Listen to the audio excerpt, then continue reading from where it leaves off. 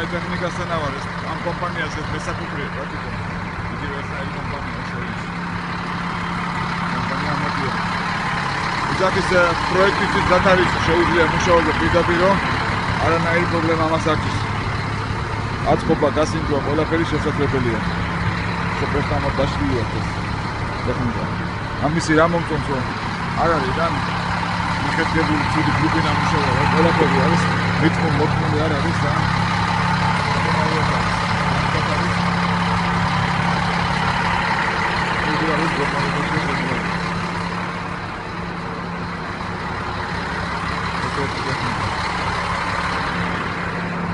მეორე იქნება